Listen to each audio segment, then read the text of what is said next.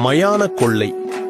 அங்காளம்மன் மயான கொள்ளை வரலாறு சிறப்பு வாய்ந்தது.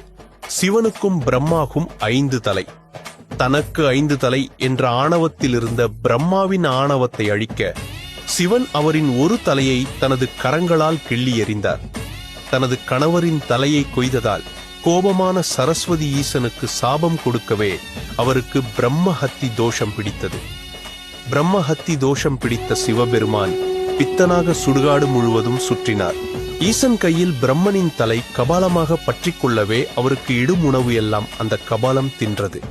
இதனால் கவலையுற்ற பார்வதி தன் அண்ணன் மாயவன் ஆலோசனைப்படி அங்காளம்மன் ரூபம் கொண்டு மாசி மகா சிவராத்திரி என்று ஒரு சுவையான உணவு செய்து அதை 3 உருண்டையாக செய்து எடுத்துக்கொண்டு மாசி அமாவாசையில் ஆவேசமாக மயானம் வருகிறாள்.